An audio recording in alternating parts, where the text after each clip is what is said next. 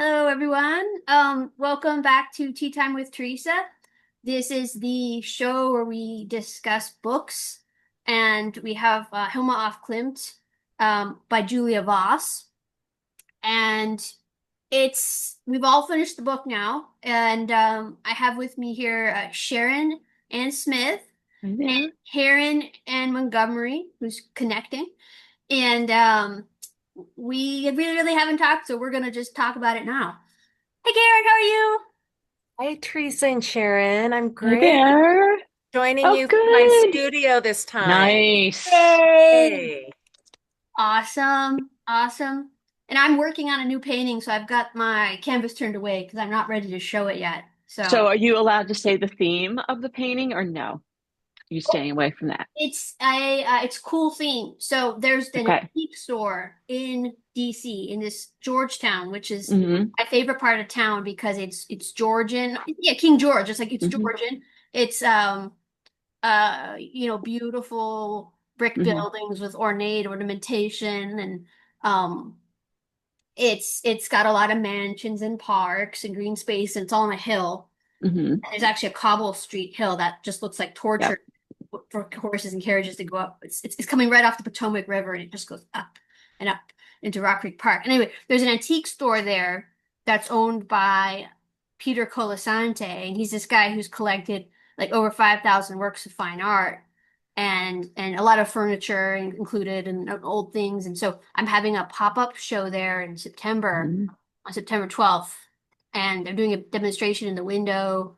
And it's one of these places I visited for like the last 12 years. I'll pop in. They have all these cool like antique china Mm-hmm.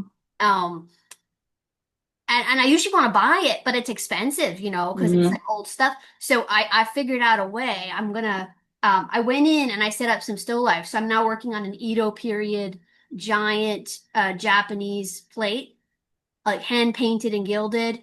It's like a 7,000 something dollar plate, something I wouldn't buy um just for a still life, right? And I'm making a nice it's a huge plate. I'm making a Mm-hmm. nice painting. And then there's koi swimming under it and there's going to be lily pads. I Nice. visited the aquatic gardens again and got more lily pad reference. So I'm mixing koi and lily pads and flowers and dolls Fun. and I also have other plates. I have this these really old the first China plates that were shipped to the colonies in there too. So historical items. Fun. That sounds fun. Yeah. That's what I'm working on. I'll Mm, unveil them soon. nice. Nice. And tell us what you're drinking. Oh, I have chai tea that I just made.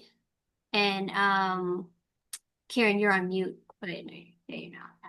Okay. I just noticed that. I love your problem solving skills. You're going into the shop to paint, setting up a still life. Is that what's happening? I'm doing a demonstration. There's an art walk, which I've attended. They're great. So there's like I think 20 galleries on this hill called Book Hill, and the historic row houses, and then there's art galleries and printmaking galleries and this antique gallery. So I'm doing a painting demonstration in the window on Wisconsin Avenue, which is where most of the galleries are clustered. And then but I'm working on the paintings already, actually. So, Oh, though it good. was really fun. I set up stuff in the window, and I had this wonderful experience where it's kind of like being on Zoom, except there's a window and I can hear what people are saying about the still life I'm setting up and about me, and I don't have to talk to them. And I can hear I have some paintings and I can hear what they're saying about the art, or I can see their expression. A lot of people walking by with like shopping bags. It's a big retail street, so there'll be people walking by with like Ferragamo and I don't know if they have Gucci. You know what I mean? Like that kind of stuff. They have designer shopping bags and there's a pastry shop next door that I got a cake and I'm like eating my cake and I'm having a good time. Oh, I wish someone could photograph or create like some kind of secret sound recording of people's responses. This doll-like painter in the window painting this I'll film vignette. it. Maybe I'll live stream it. Yeah. Yeah, I'll figure out something. So that'll be I nice. just see like a photo series too. If you know a photographer, like how amazing. What a scene. I think that Definitely. inviting photographers. So Yeah, it's like 5 to 10 p.m. So it'll be a good amount of time. That'll be good. I love it. Yeah. Sharon, how are you? What are you up to? Oh, I am painting. I'm teaching. I teach watercolor. So I taught a class on Friday to about 9 people. And I have an upcoming Good for you. series of classes in the fall, but I kind of just do my own thing in the summer because I think I need a little break. So I'm gonna go to the beach. Yay. Yeah, Gotta nourish yourself. Yeah. that's right. Yeah, and it's hot here. It's very hot in New Oh, Jersey. Yeah. oh, same here. Same here. So I did not run today. I usually run, but I didn't do that today. So it's Great. just little too warm. Good What are deal. you doing? Yeah. Well, I am back in the studio. I think I shared last time that I was not inspired, and that has changed. I kind of had a breakthrough. I actually discovered it in therapy. I was telling my therapist, I don't have any energy. I've been spraying the same effing sculptures for the past year and a half, and I don't want to go work on them at all. But I've spent so much time, invested so much care into them that I feel like I have to finish them. And she just said, why don't you just not? And I'm like, so I was ready to come in here and just like in a ceremony, just destroy them. And I started to get really excited, and all this energy was coming in. And I'm just going to start over and create. And then with that, I was like, well, what if I just cut them and assemble them and make them new? And then it was like a magic trick. I came in and my attachment or my expectations of them were zero. And so whatever happens, happens. And so it was this rebirth. It was almost like I killed them psychologically and they rebirthed. So I've been revisiting these sculptures, and I love them again. It's just about energy, right? As Mm, in the summertime, getting our energy back and our mhm, relationship with the art that we're doing. But for me, I can't do anything unless it's really meaningful to me. mhm, And these mhm, pieces were losing their meaning because I was super disconnected. So I mm. did a piece that was inspired by our HIlma studies. I did at the Ooh. beginning a kind of a color wheel mandala, and it's also speaking to some other teachings.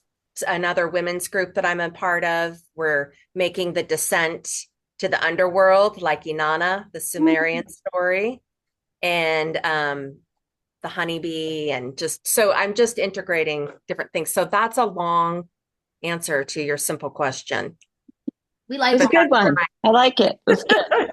my Good answer. You're back yeah. in the studio. Yeah, I have energy, but I'm 54 and my body is different. I'm doing some weight training and strengthening my spine, Mhm. but like I've got to make sure I have my arch supports in and holding my core, and or else I'm so sore the next day. It's intense, Mhm. so um but I'm working on some massive pieces. So I might change my scale and just kind of an acceptance of certain things that are hard. I still feel like I'm 30, but I also I'm I'm totally into becoming an old crone and being an old lady. And Georgia O'Keeffe is an inspiration, right? Like I just want to get into it, get into Yeah. death and Yeah. we've been impermanence of life, and how lucky we are to be here and make art today. yeah, so many of the artists that we're reading lived to ripe old ages and created some of their best work later in life. Um, Particularly the women. I mean, if we keep going, I think we'll find that. I heard an interesting saying that due to being ignored, a lot of women if they survive long enough, they have their crazy old lady face, like in their 80s. They say like Louise Bourgeois, Yayoi Kusama, that's kind of the ripe age for recognition. So I find that Wow. inspiring because I'm like, oh, we've got a long time to go. That's right. You're still a baby, Teresa. Yeah, you don't know how much that's meant to me, like at my age. Teresa or Sharon, how old are you? Do you mind me asking? You're I'm probably s- younger than me. I'm 61. Good Yeah. for you. I mean, Is You're a it? runner. Is it? you're running. Yeah. Yeah, but it's like it's just I'm at my peak. I haven't even reached my peak yet. And love that Hilma didn't get, really going until her late 40s. I Yeah. mean, she was creating her whole life, but as far as whipping out the business moves and putting herself out in the world and, doing all those things, it seems to me anyway. Maybe I didn't. It's been a while since I've read the book, to be honest. I had to listen today again, like to uh certain parts to refresh my memory. So Yeah, yeah. And I watched the movie, which was really good. Yes. Watch the really good. movie. The I felt soundtrack is obsessing me. It's my new running music, which is Oh, saying a lot. So it's a I'm good, gonna have I'm gonna have to look that one up. yeah, it's good running music. Yeah. And I like to play it when I paint sometimes. Or I play it in my head when I'm doing stuff. I don't actually play it, I just hear it in my head. It's pretty good. It's like Damien Scholl or something is that Oh, composer. really? But yeah, Huh. I've never heard of him, but I guess you know him. So Yeah. it's good music. Yeah. Teresa, are you recording this or is this just for us to hang out? No, I'm recording it. Oh, you are? Yeah. Oh, sorry for going on and on. I didn't think that we were recording yet. Oh no, no, no, it's fine. It's yeah, I was 6, so I was like, I'm gonna press it because I'm gonna have to run at 8. So Okay. my boyfriend's come back from a trip to Roanoke, Virginia, so I haven't seen him for 5 days. So I've gotta run at 8.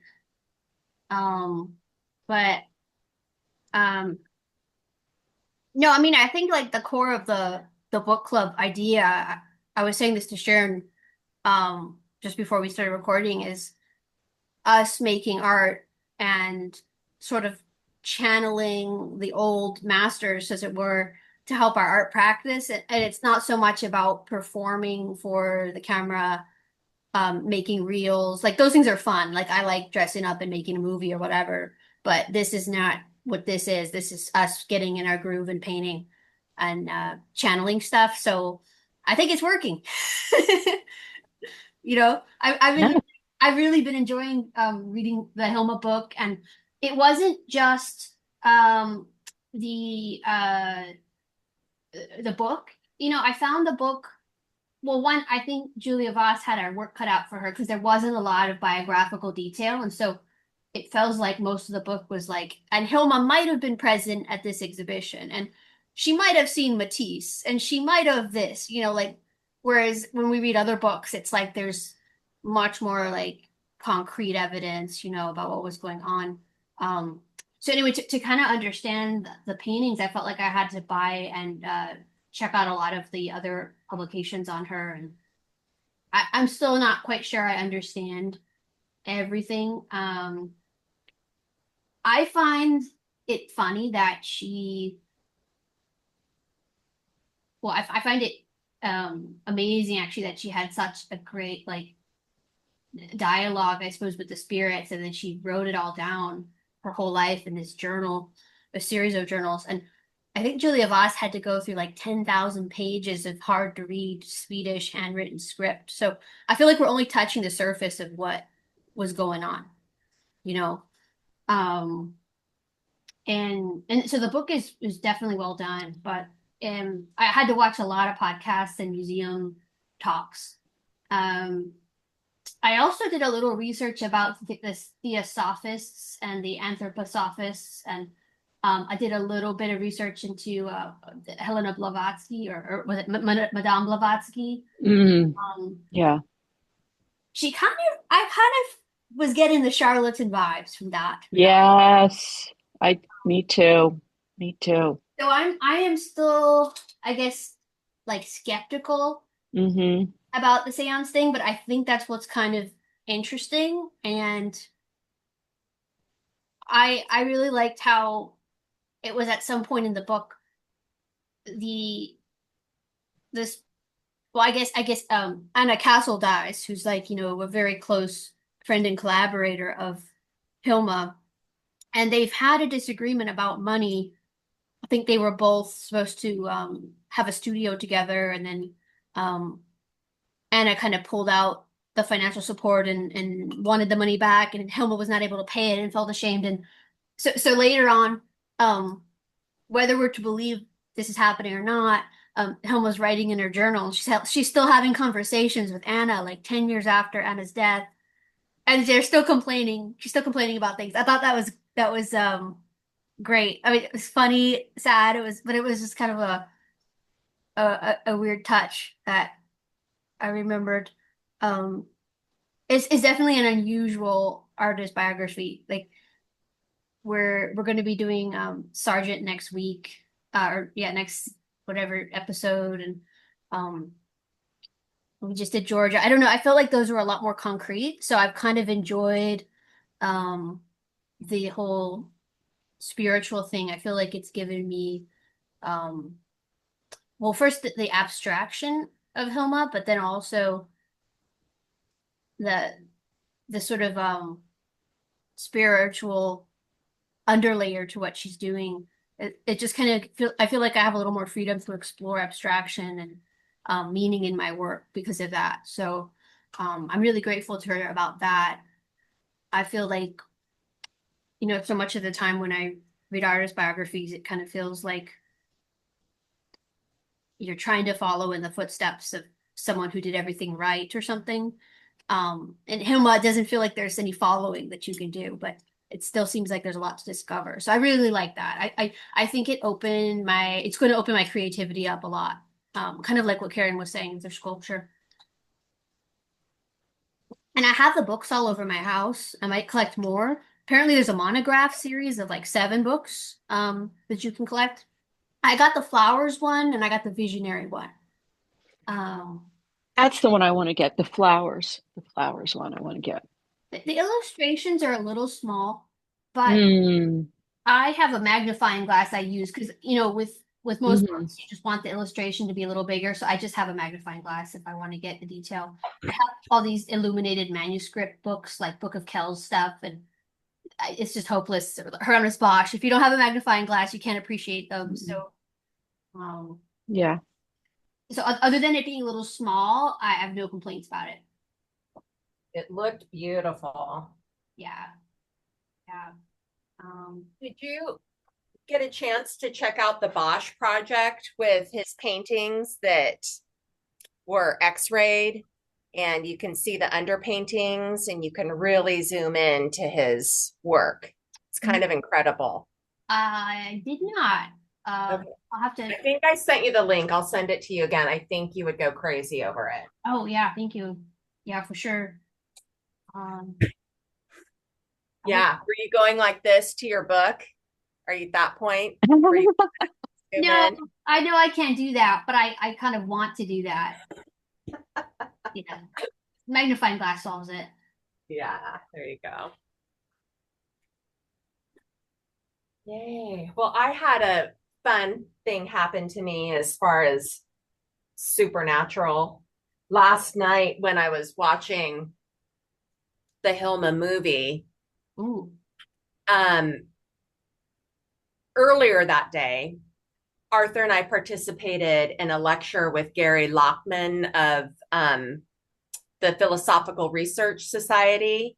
He was one of the founding members of Blondie, and he left Blondie before they went really big. And he was in LA and he worked at, I think it's called the Bodhi Tree. It's a famous New Age bookstore. And he really got into the occult and the esoteric. And so now he lectures. He's written books on it and lectures from time to time. He lives in London, but he did a lecture. It was a 4-week series.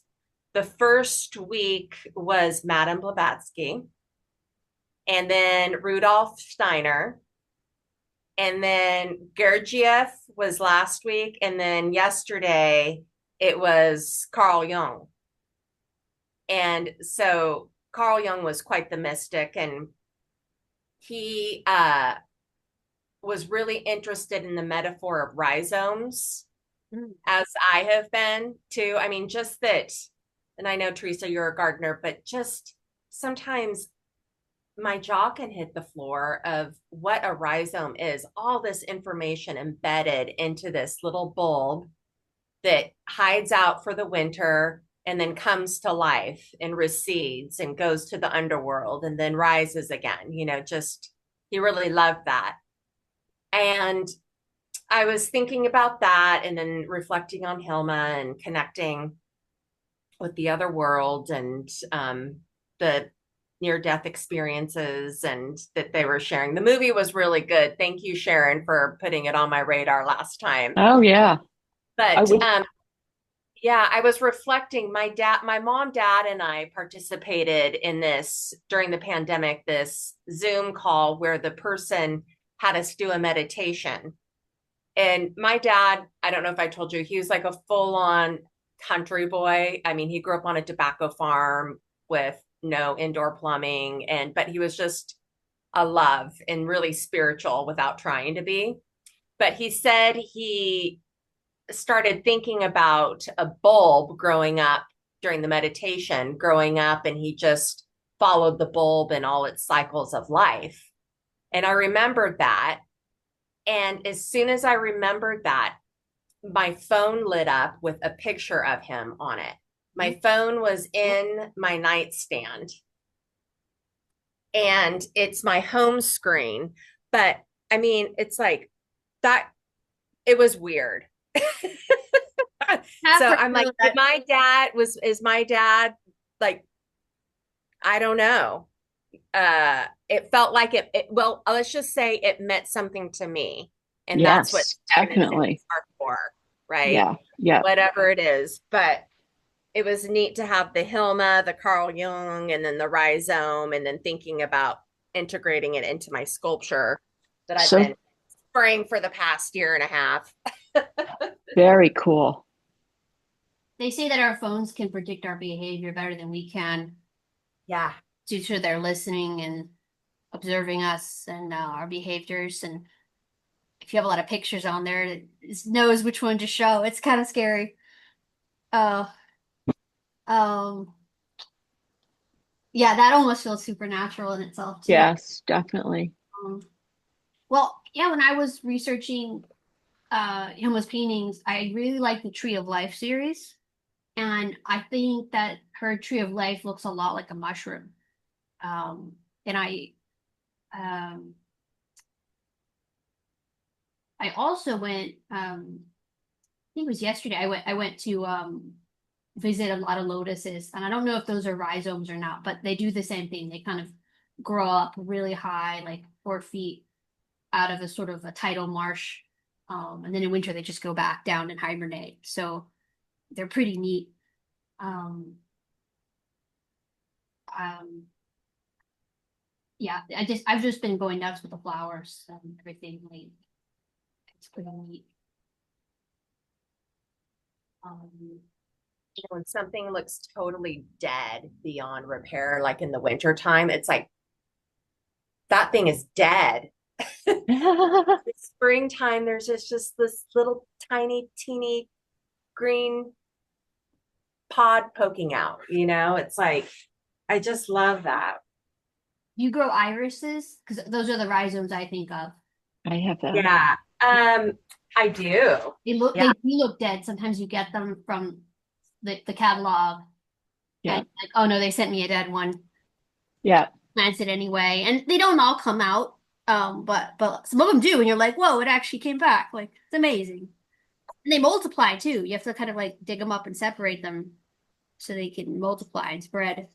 Unless you have squirrels. And then they For eat them. deer. They eat the bulbs.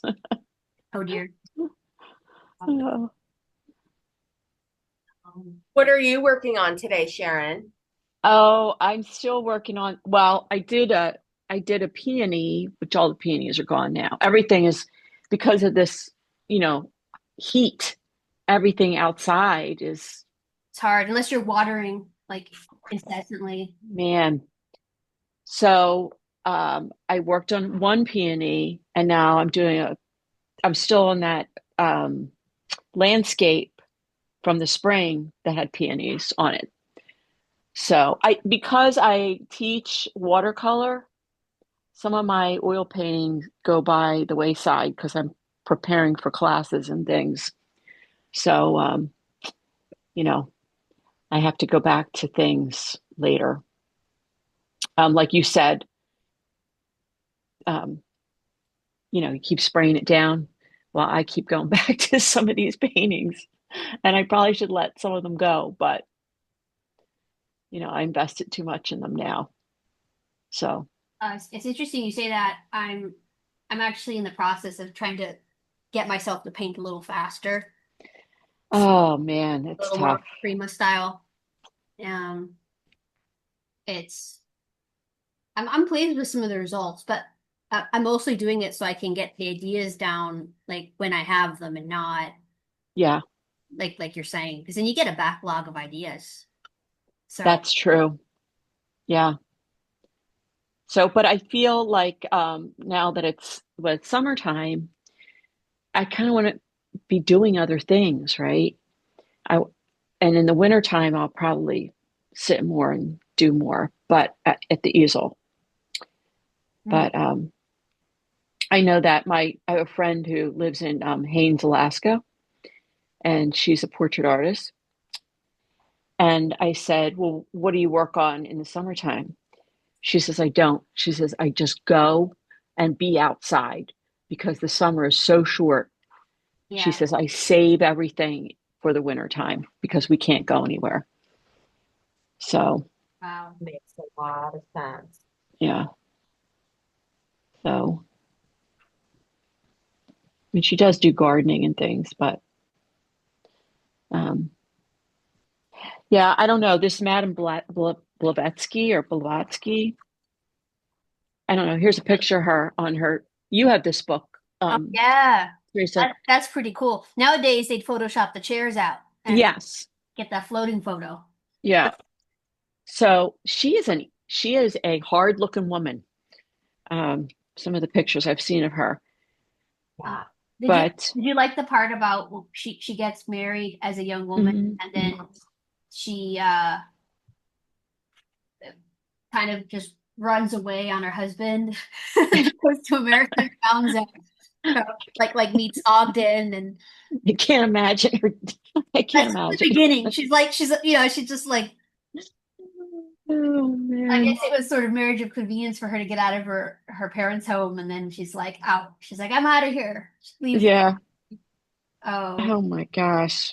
you gotta admire, you gotta admire it a little, like even if it's a bit of a charlatanry. I think it's there was later But there was a case where she was in India, and there was a hotel yes. and she had the hotel mistress like passing her items she was supposed to be summoning with her mind through a secret compartment in Yeah. the hotel. Like that's the kind of charlatanry I'm talking about. Yeah. So eventually she does do it, but you kind of have to admire her. I don't know, her grit or her stamina, um, her inventiveness. Like I feel like, well, there was a more um I don't know, like an innocence to people at that time, where I think like whether it was Charlotte, like people would be more led astray um to certain things than they are today. I don't know though, but because now you can look things up, you so readily can just go look it up. And but Fact checkers. Yeah. yes, that's right. And so at that time, I don't Uh, think you could do that, so Uh, but why do you think about Rudolf Steiner? I guess he didn't come across as much as oh and yeah. why was why was Hilma so obsessed with him? And do you think that the temple that burned down, remember, Oh man, that was crazy, right? overknocked, right? There's like the theosophical kind of, I guess they have a sort of a spiral building, looks beautiful in photos and Yeah. HIlma visits, and then later it's mysteriously burned down um while she's Yeah. there. Yes. Like, do you think she burned it down? I'm just joking. I don't. Someone, they think it was arson. I mean, they find the body of a carpenter, who was Yes. behind a wall, but like, I don't think they thought it was him. Um, but there's a mysterious burning down of a very cool building, that I just have to wonder about that. I thought that was an interesting little interlude. Um, Do you think people like uh, were upset like about this particular, I don't know, this particular society, like, or do you think it was actually something that she wanted to get rid of? it I don't looks know. like a lot of people wanted their artwork selected and were disappointed when they weren't selected. Yeah. It looked So, Huma wasn't the only one trying to petition to get a commission to decorate. yeah.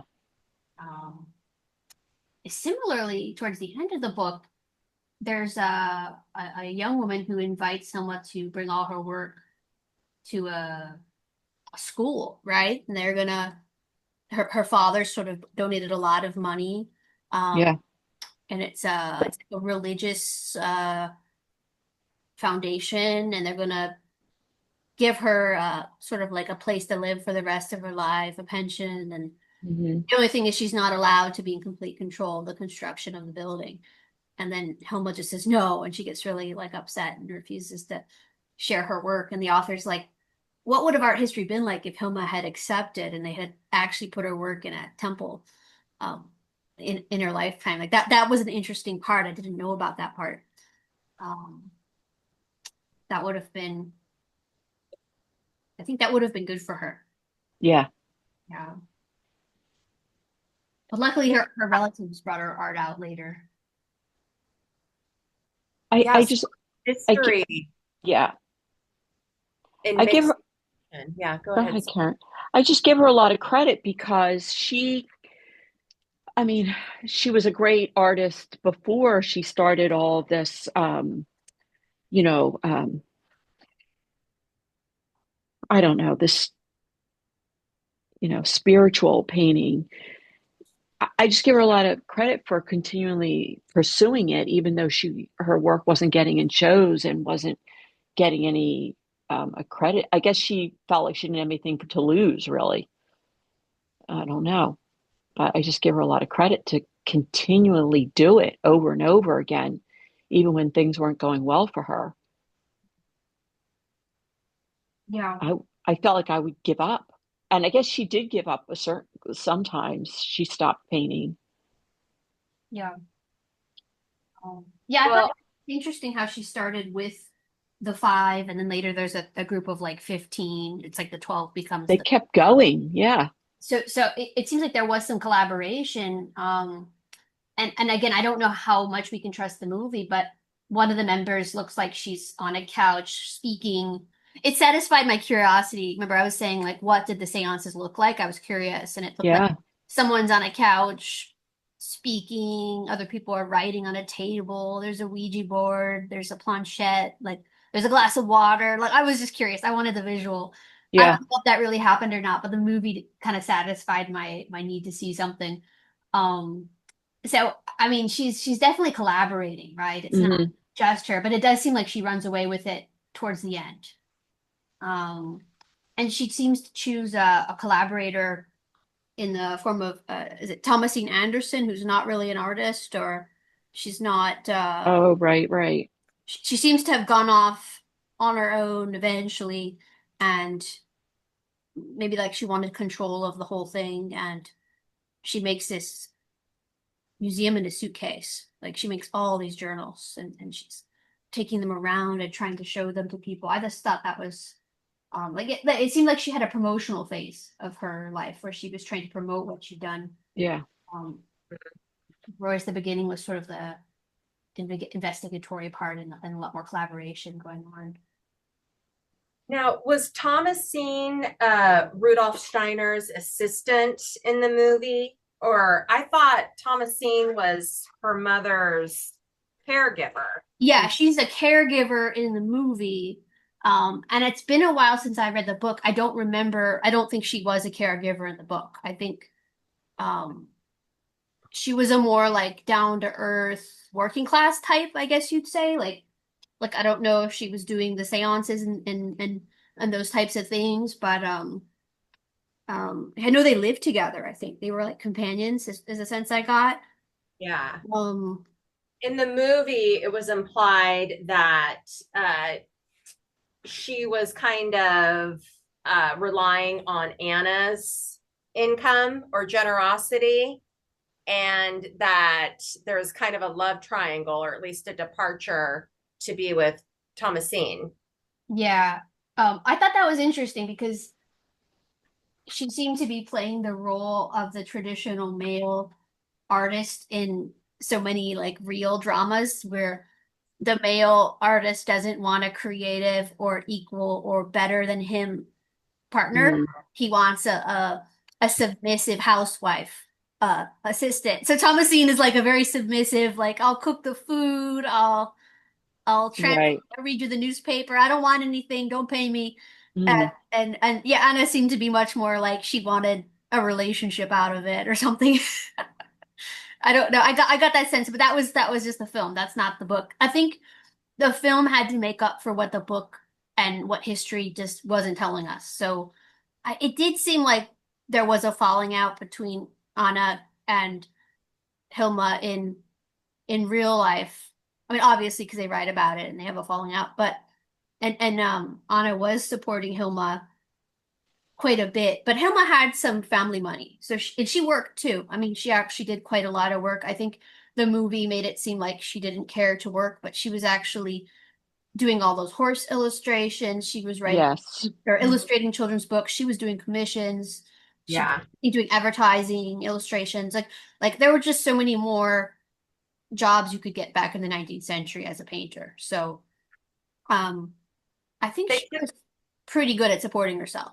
I never got the sense that she was ever like yeah. uh what do you call uh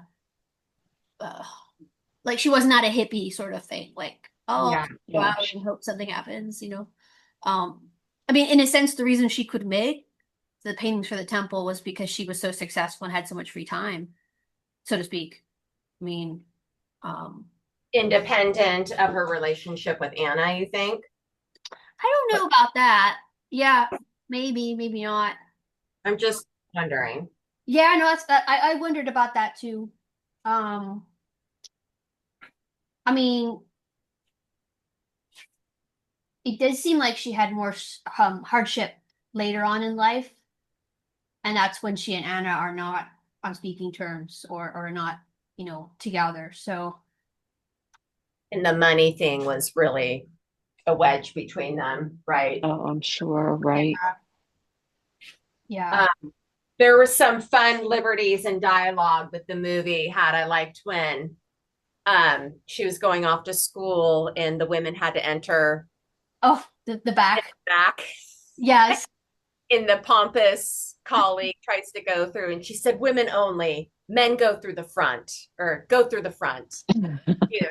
That's how it was though. Like they had that in France too. The women would pay 3 times as much. And they were not allowed at the école. They had to go to the Académie Julienne, and they had to pay 3 times as much as the men, and they could only draw nude children, not nude men, though they might have made an exception for that. I know in Philadelphia around the same time, Thomas Eakins got in trouble for allowing the women to draw nude men. I think he was even sued or something like that, or maybe he had some of them posing. But basically, there's this idea that um, to to study art, you had to pay way more money, and Mm, mm. the same amenities were not offered. So that was pretty accurate, I would say. Uh-huh. Wow. Um, I loved in the book, I mean, if there is any vindication, when the I'm forgetting his name, but I want to say Larson or something, who was so vocal about women not belonging in art school and how their artwork was inferior. And at the end, when he was kind of getting left behind, I think, as far as the art movement, and there was some kind of competition. I don't know if it was for some kind of award or if it was entry into a gallery, but he got dissed at the end. He wasn't asked to come. Do you, either of you remember that? Uh, Yes, I do vaguely remember this, but yeah, he was pompous for sure Uh, in the beginning. Then he had to eat crow. that's good. yeah, yeah, I like that part. Yeah. Yeah. Oh man. Man, crazy. Um, I was in my women's study group yesterday, and I guess, we focus on humanity's time on Earth for the last 5,000 years, mostly, not really thinking that the 27,000 years before or longer. But the cave paintings, Mm, I guess they're discovering that 75% of the cave paintings were made by women. really? Interesting. How Like, do they know that? Yeah. I don't know. She's sending the literature, the book that she studied that from. In fact, I'll look it up right now. She was going to post it. I'm giving the sixth grade history report version of it, Uh, which I tend to do. Let me see if I can find. But I thought that was really interesting. Yeah.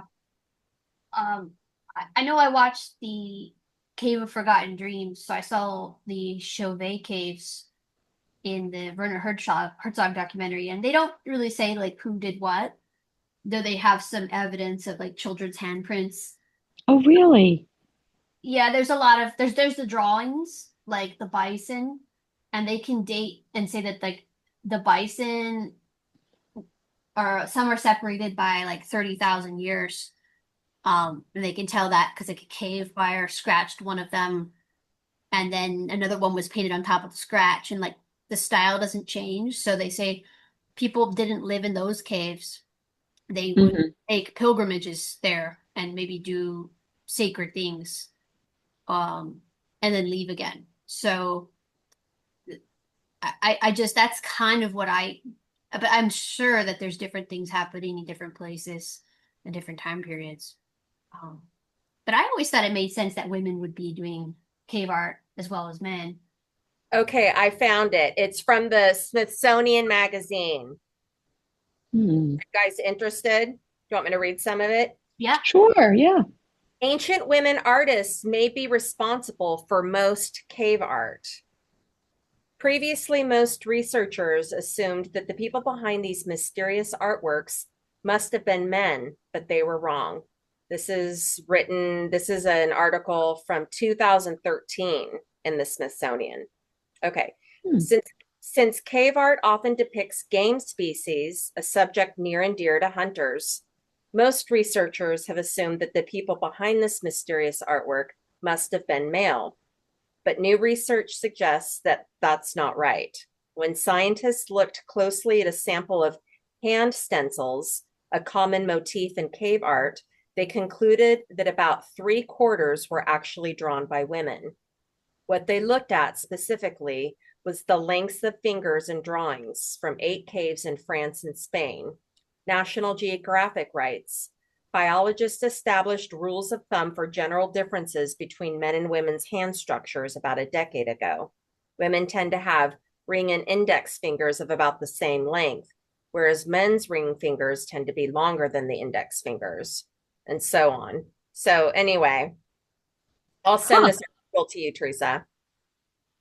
I'm thinking about certain passages from Joseph Campbell's books, and he has some on magic, um, where around like in the 19th century, there were explorers, and they would kind of, I guess they would be associated with like colonial, you know, expeditions, but it would be like, I think Leo Frobenius was one of them. Um, there was a guy who wrote a book called The Golden Bough that just Mhm. Campbell's quotes a lot, Sir James Fraser.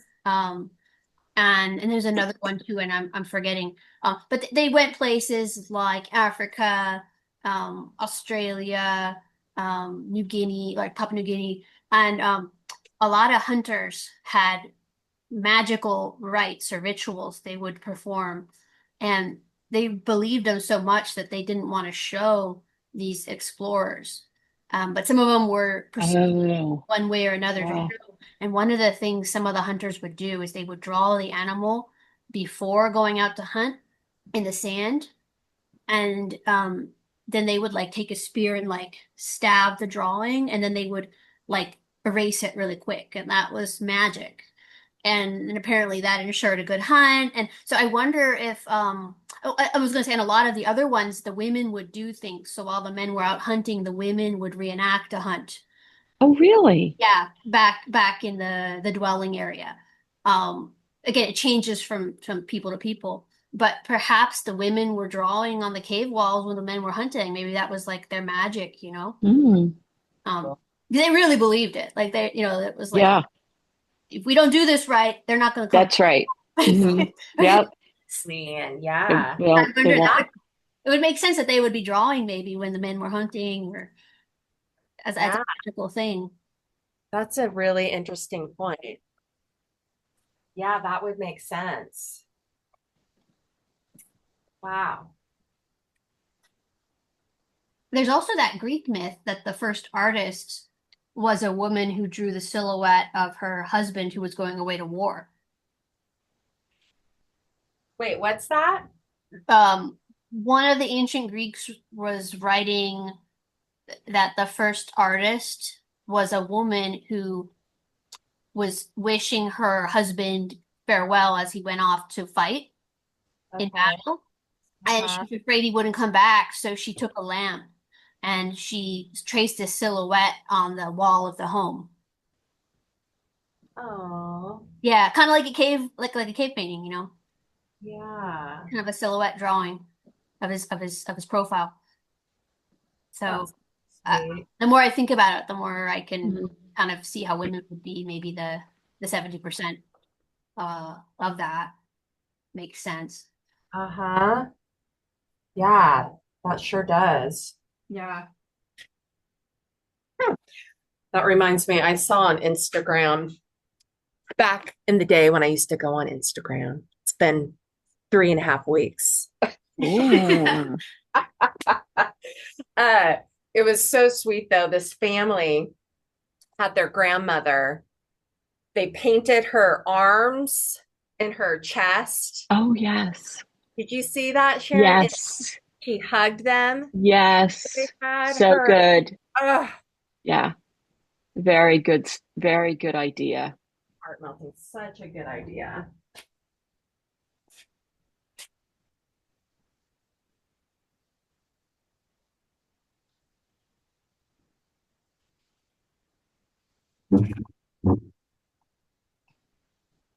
Teresa, what is your, and I mean, you don't have to get political, but have you noticed in your career a change as far as the way um, you interact with the art over culture or the way you're seen, or do you feel like you've been respected and honored, Oh, had as many opportunities? And again, not to get political if you don't feel like it. oh no. I mean, I actually feel like the kind of art I've been doing, I guess the realism, um, it hasn't been like super popular for a while. In fact, when I was in school, I was dissuaded from becoming an artist because they would say like nobody does studio art or realism anymore. It's all abstraction.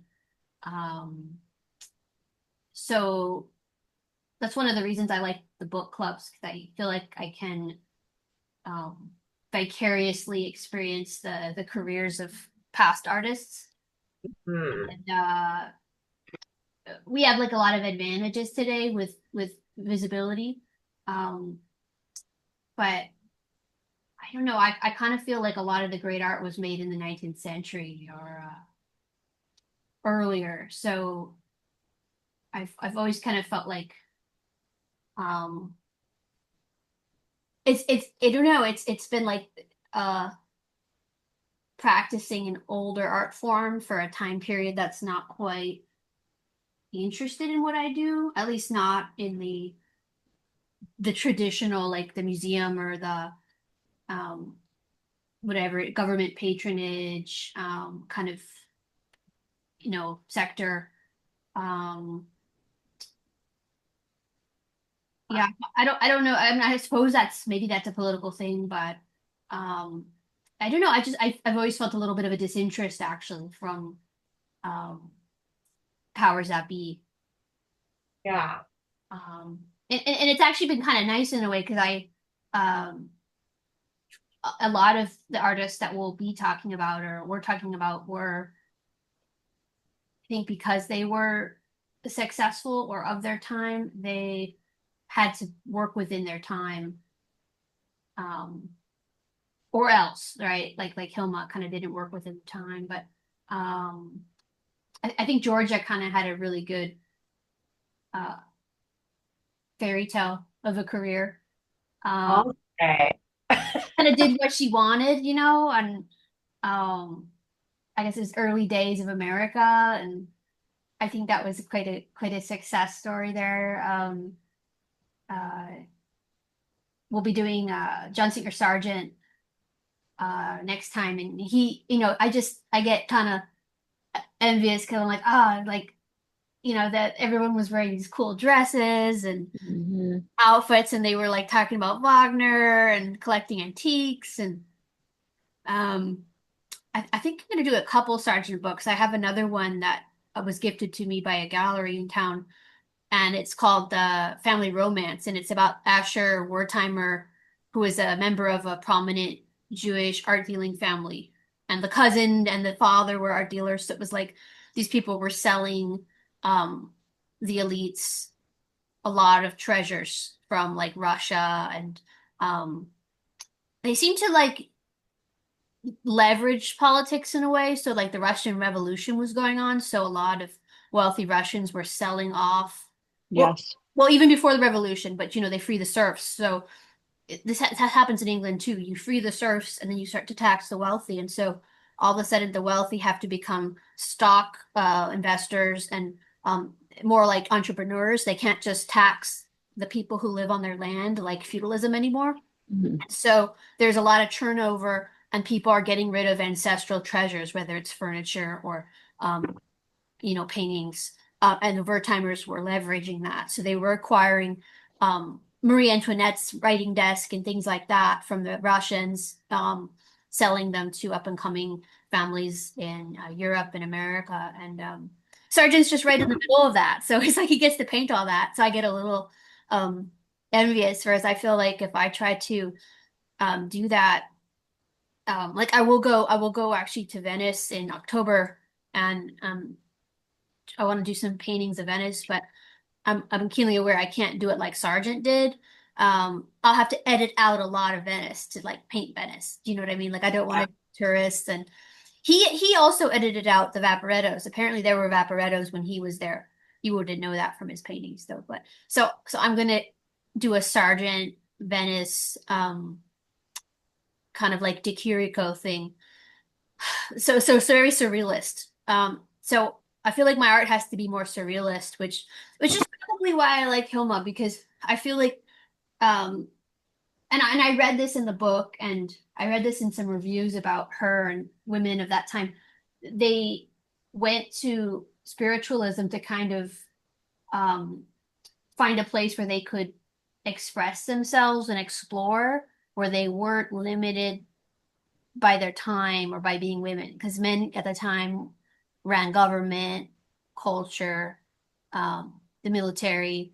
So women were kind of like, let's go to theosophy. We can be pioneers of theosophy, right? Um, so I don't know, maybe I'm being a little inspired by surrealism for that same reason. I feel like I can kind of pioneer something there. Um, Yes. but I don't exactly want to paint realism like today. Um, yeah, in fact, there was a scene in the movie which I was a little bit like I felt was anticlimactic. So they've just shown Hilma's whole life, and she's back in the railway car that's eventually going to kill her, and she's sort of been turned down by everyone about building her temple, and um she has a vision of herself. No, she not of herself. She has a vision of the Guggenheim Yeah. future. And then they show the Guggenheim, and it's like it's a cool building, but it's like it's not that cool compared to like the door knock building and that burned down. And then Yeah. like there's this line of conformist modern people waiting to get in, and they're all wearing like boring black clothing. Yeah. And they're all like conformists. Like they don't have big hats or like Madame Blavatsky. They're not like individuals. They're like this conformist, uh, Yeah.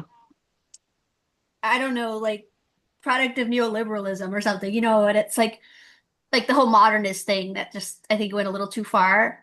And Yeah. I'm like, that's kind of anticlimactic, actually. Yeah. That being said, I would love to go see her show at I wish I had seen it and it was amazing, but that little scene just wasn't that exciting to me. I was more excited by her time. Yeah. So, so yeah, I don't know if I'm so much frustrated by politics as by, I don't know, the aesthetics of the time. And maybe it's changing now, but it feels like, uh, there's always been this thing like, well, you can't go back, you got to take art forward to the modern era. And then it feels like we were kind of stuck in the classical modernist era with like Rothko and abstract expressionism, which strangely enough, now that it's like over 100 years old, I'm starting to get interested in it. I used to not be interested in it. And we have a huge collection of abstract expressionism in Washington, D.C. in Right. gallery. So I'm starting to look at that for some ideas to incorporate in my art. Um, but now it feels like we're just being rushed into AI. So um, I'm just like, I'm just gonna do whatever I want. So I guess I don't think so much about politics when I'm painting. Um, and I'm glad of it, I suppose. What about you guys? Um, I'll be right there. Yeah.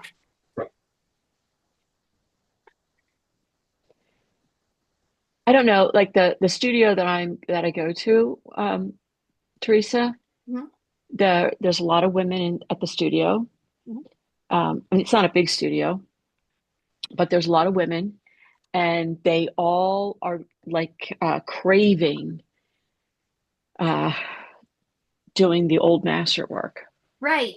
It's like we all Um, crave it, but the people, the elites don't reflect that, is what I feel like. And so I feel like we've gotten into this thing where everybody, even the architecture, it is so blocky. It doesn't have the magic that the old buildings have, yeah. or the austerity that the old buildings have. Even the way we dress is so casual that the manners are casual. The way we sit around a table is very casual. Um, no one knows what to do with all the silverware that you get. So, do you know what I mean? Like it just like pervades through the whole culture. Um, Yeah. and we dress so casually. Everything's very casual, and there's a lost beauty even in the way we dress, Mm. and the architecture. There's a lost beauty to that as well. stonework, masonry, all of that um, has gone to, like these cookie cutter kind of things. Every It's building look, heartbreaking, right? yeah, every building looks the same. I'm not inspired by much in the way of architecture. You have to almost go to another country. I Hmm. mean, there are a few buildings, but in the United States, but they're old buildings, not new buildings. So It I feels know, to me that for so long in the physicalist world that we just think that the earth is going to just keep giving and giving and giving resources, and there's this disposable culture, Hmm. and like I'll just buy a cheap one and then buy one. Am I frozen? No. yeah, mm-mm, Oh, okay. um just I'm just thinking like Arthur's mom, she would buy one thing as if it's going to last her for the rest of her life.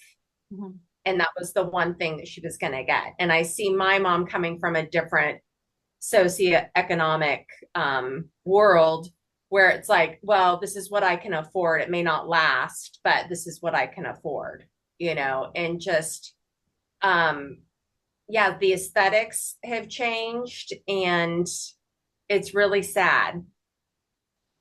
I Yeah. think, I hope it's going to change. Yeah. Well, I think one thing that the internet is showing me is that there's certain tastemakers in, I guess, like certain elite institutions and like take fashion maybe they put out a certain look that it's like this is cool, this is what you're supposed to wear, but not many people actually really like it, Yeah. and I think art is like that actually. I mean, there was a whole podcast I listened to, and I'm sure there's like books about this, but a lot of abstract expressionism, which I do like now but I didn't used to. um it was all just a sort of a psyop by the CIA to make us not look like the communists. It was sort of our cultural antidote because we couldn't compete with Russia with ballet, with their composers. And so our answer was like Jackson Pollock, Andy Warhol, and rock music, and um, and other things like that. Obviously, like whatever the moon landing and things, but the nuclear bomb, But our cultural thing, which we lacked, was abstract expressionism. We were supposed to be the gunslingers of paint. And I think 12 institutions, including MoMA, were created, um, sort of indirectly with funding from the CIA to write about, house, and promote modern abstract art. And Jackson Pollock's prices were just like inflated on purpose, so that the world would just be like, wow, this is the best art that's been ever made and has never been made before. So um, I think tastemaking is one thing that you can't really fight, I think, if you don't have the power to fight it. But I do think that grassroots movements and there's I mean, the one I come from, sort of the atelier world or the classical art world, people obsessed with John Singer Sargent and artists like that, like Michelangelo and Leonardo da Vinci. I think that hmm that's that true grassroots movement, kind of like what Sharon was saying, where everyone wants to do that and it's just innate. Um, so that's I think the internet's really bringing people together on that one, yeah, Uh-huh. and it's pretty cool. I mean, pretty soon I think we're gonna have people who are just painting like Michelangelo and John Singer Sargent, and they've got Instagram accounts. It's like that's right. haven't seen chapels yet, but they've got Instagram accounts, so that's something. So Uh-huh. funny. It's a funny time. Well, there is a certain liberation I found with like the world being just saturated with other scenes. artists or you can get any kind of art you want. There's a lot more people on the planet, and we have access to all these different people, and it's available right now. Mhm. To me, it can feel disheartening, but it's like, it doesn't even matter if I put out another piece of work, because someone's already filling that niche. So I might as well just do what I love doing. Yeah. It doesn't even matter. Which So which life is too short to do something that I think will sell or what other people like, or, it's just, unfortunately, that doesn't really pay the bills, but um, it's liberating in that way too, and heartbreaking, both and, I guess. hmm. But I feel like my when I teach classes, I'm not teaching high. I mean, these aren't high level classes. I noticed people want connection. They Yes. want to get out of the house. They don't want to necessarily go to a winery, or I think I might have talked about this last time. They don't want to necessarily go to a winery or brewery, but they want to go out and meet other people. And they want to, they don't want to just be sitting at home. And they come to my classes and they meet other people. They have friends, make friends from their neighborhood, or, they love talking. Like if I say, we're going to do paint, but you can bring your wine or whatever. Oh, they love that. And they're talking, they're drinking wine and they're painting. And they love what they create. They're just laughing about it. There's like groups of women that come. Um, so I think some people are trying to get out and they're trying to do other things. I'm hoping that it keeps going in that direction. I know that I would love to see more people buying fine art. Yeah. That's the hard part of it. But people do want to be creative. They want to get out and meet other people, and Yeah. that's the good part of it. So hopefully things, I don't know, turn around and they want more fine art pieces and bring more beauty into their homes. And I even tell people, like, when they paint things, I show them how to, like, oh, this would be a really good frame, like put it, like I bring like a few frames. You could put it in a frame, you could hang it on your wall. Oh yeah, I could do that. But I Mhm. think, hopefully people start coming around, wind up go to more art shows and um, do more things like that. Hmm. Feel like the people that really love art don't have the money to buy the art that they love. I don't know. Yeah. Money doesn't buy taste these days. But I love what you said, Sharon. Like, I love that part of the community. The ceramic clay community, Oh I found yeah, is so, I found warm, um, those classes generous are with filled. information, Yeah, like want to share, and it's just a real communal community that I found, and I love that. yeah. No, I th feel like those classes are really filled. Those ceramic classes and the you know, yeah, they fill up quick. I've Yeah. taken a few ceramic classes, a lot as a child and some sculpture, and then a few years ago I took a few ceramic classes. Um, then I got busy again painting.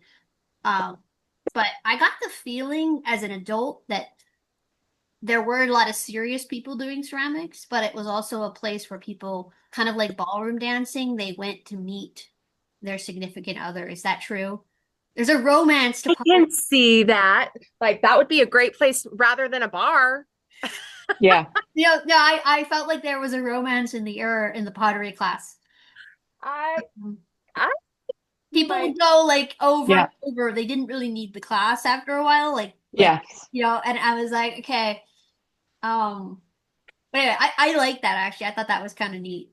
I do I too. didn't get that so much in the painting classes, at least not too much, but Yeah. Well, I did have they came on they were married, but they wanted to do something together and they were in one of my classes painting together. I'm like, okay. They said this is our date night. I'm yeah. like, okay. Uh, very cool.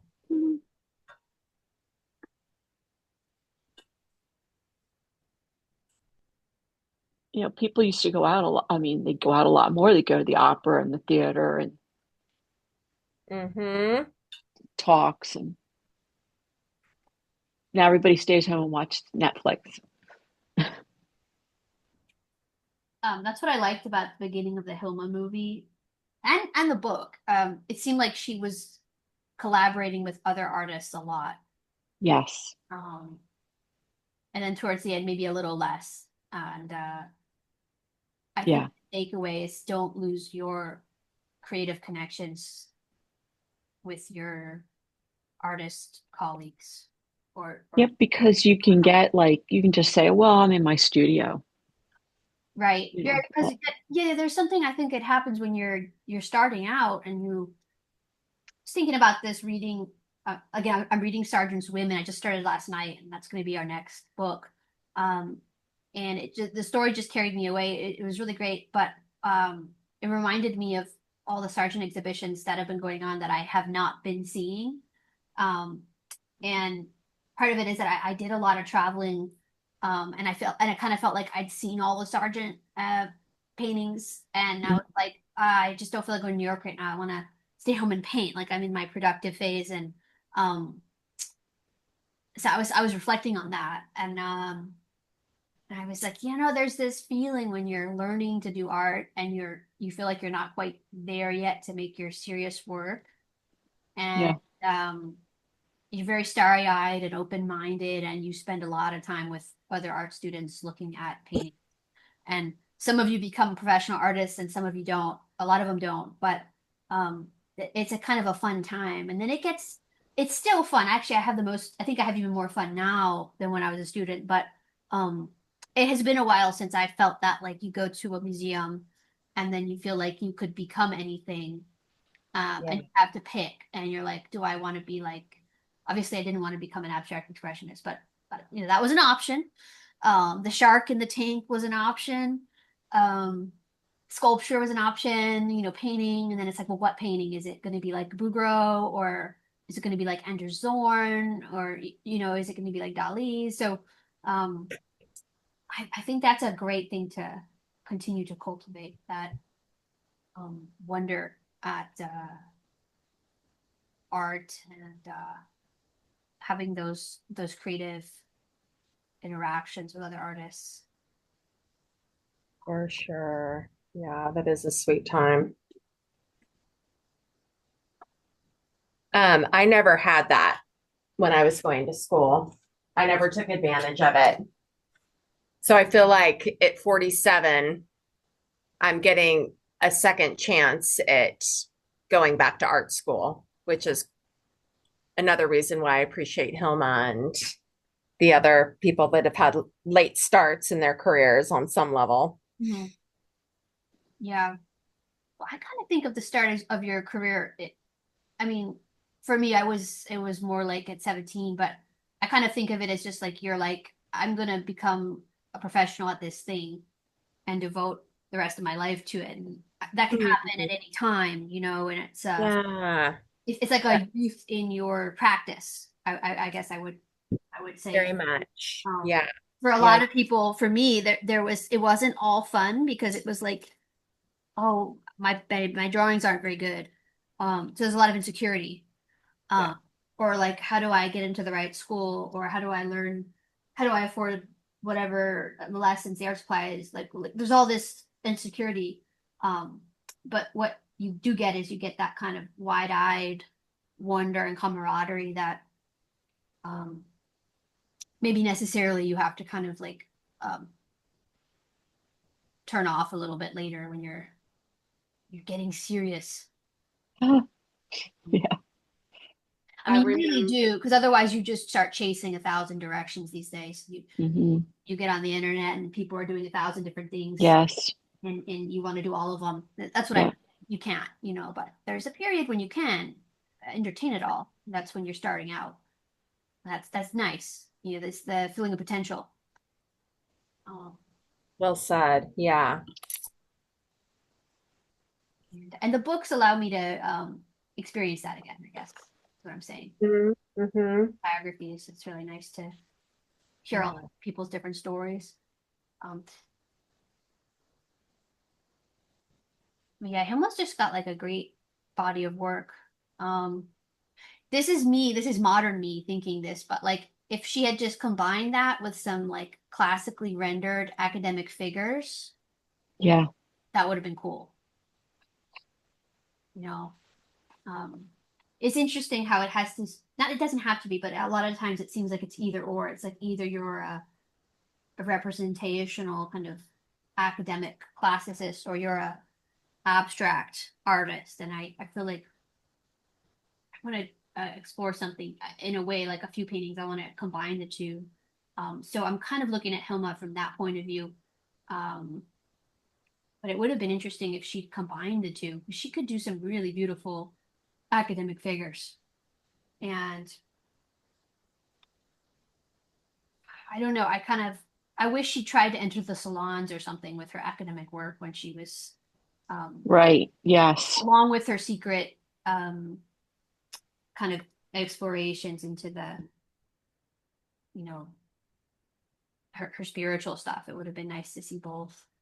Um, they had a great scene in the movie. I don't know if this happened or not. They alluded to it in the book, but she is I guess she's just had a row with her friends and she doesn't want to show the paintings. And they're like, but we helped and we were going to show them. And then they're at the big art museum in Stockholm, I think. And she stumbles into the Kandinsky show. And he's like, it's this guy having a show doing, abstract expressionism. And she's got this, she faints, she's got this look on her face like maybe I should have shown the work. Now, Yeah. now Kandinsky's beating me to it. Um, I think of that every time I will be thinking of that every time I don't enter a competition now because um I do feel like a lot of the success is showing up and like as they say knocking on the door, keep knocking on the door and um it's easy to kind of talk yourself out of entering a competition or doing something like that would get your work seen and yeah, I think that maybe there's something to be learned about that. Um, I know. Yeah. And then again, she was trying to show her work, and it seemed like she just had hard luck. People weren't accepting of it too. Yeah, no, for sure. Um, And then when she had the opportunity, she was older and maybe a little bitter, and she refused. yeah. Do you remember the woman's name? That the woman whose father had bequeathed a lot of money to that religious school, and they wanted to give Hilma like the giant temple she always wanted. Yeah, Yeah. no. Like Simon or something like that, or I don't know, last name. Yeah, I mean that was it. That was an opportunity right there that she Yeah. said no to.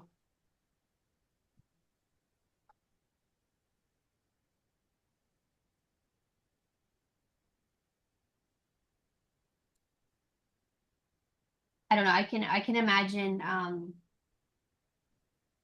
Hilma getting like modern day advice. This is what modern people would say. Would say something like, "Well, why don't you go do a bunch of portrait commissions of important people, get yourself on the map, um, enter the salon, and then you can do your special stuff on the side, Yeah.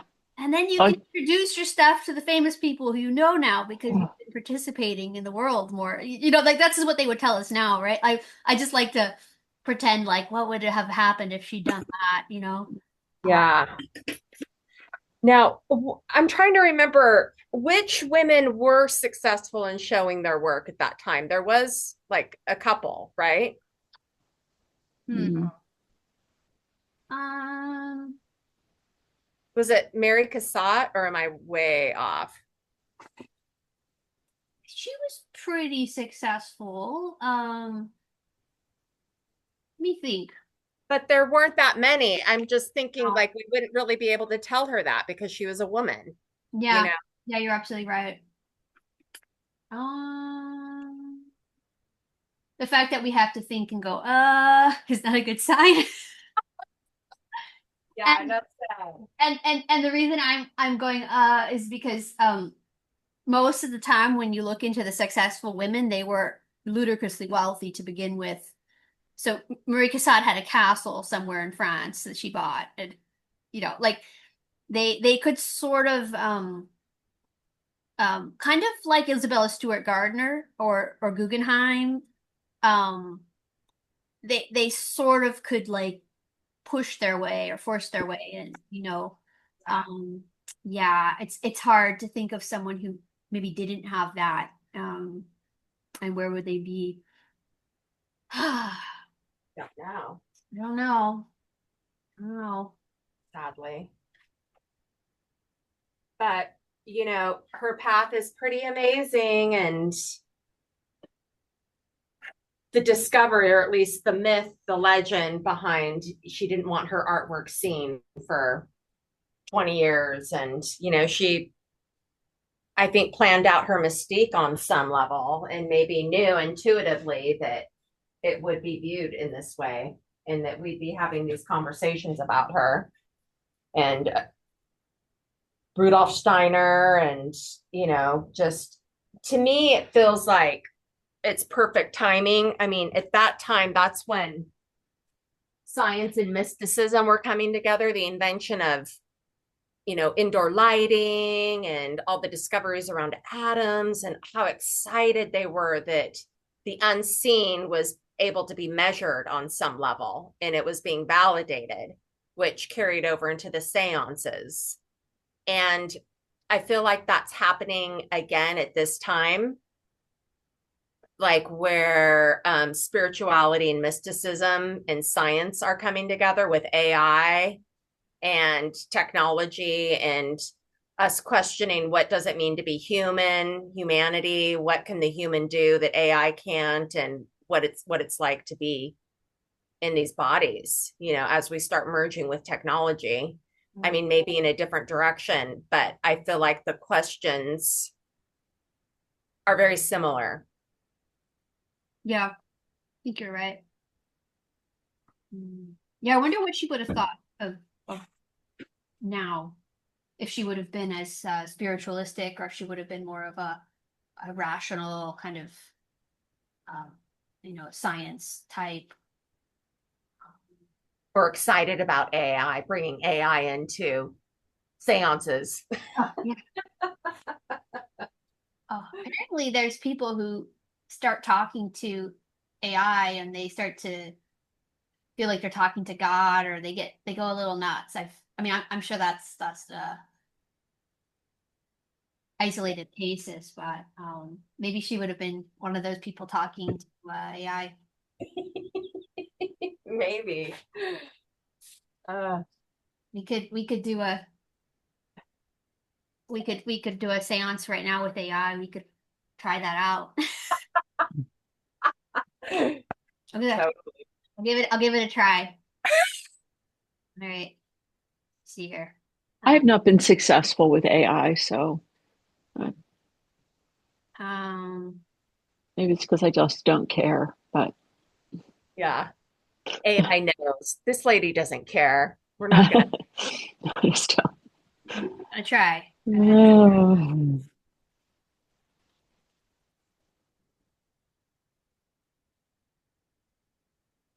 Hello. No. Um, hello. Um, my friends and I want to conduct a seance with Hilma of Klimt from the spiritual beyond, and we are curious as to what she thought about the modern time that we're in right now. Oh. Well done. Oh, this one's not talking back. Some of them can just listen to you, like, and they'll have a, Yeah. they'll talk back. I think I did the wrong one. This one Can just, you ask it to lead a seance for that's what us? I'm trying to do. Yeah. Okay. And invite HIlma off Klint. Yeah. Okay. Okay. Hello. We would like to do a seance and invite Hilma off Klimt. We are three artists seeking to connect with her from the beyond, and we want to know what she thinks about the modern era.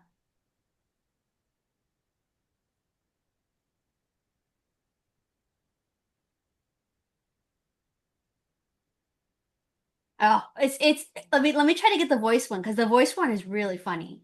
Um, Okay. like it talks back to you, you have a conversation, but let me think. Maybe you have to pay and I used it up. Okay. There's always something you got to pay. It's answered, but I don't want to. It's just it's answered in text. Oh, Okay. All right, here we go. Hello. Hey there, how's it going? All right. We would like to conduct a seance and use you as the medium. We would like to talk to Hilma af Klint, the Swedish pioneering artist from the beyond, and find out what she thinks of our times right now. I can certainly help guide the experience. Channeling someone like Hilma af Klint would require the right mindset and a sense of respect for her spiritual journey. I can create a response as though I'm communicating with her based on what we know of her work, beliefs, and spiritual practices. Let's begin the session, shall we? Yes. Hilma af Klint, speaking from the beyond. Greetings, dear artists. I feel your call, a ripple across the fabric of existence. It is not the first time I've been summoned, but the need for understanding grows ever stronger. Your world, the modern one, is a curious place. So much movement, faster than I ever imagined when I lived. You walk with such urgency, but do you listen to what the earth whispers? You are bound to time. Yet, in the unseen world, there is no clock, no tick, no talk. Time is an illusion that warps with your modernity. Your technology, which you use to paint the world, is powerful, yes. But I wonder, does it reflect the soul? I see the rush, the ease, the efficiency. But I ask, are you losing touch with the deepest parts of existence? The parts that cannot be photographed?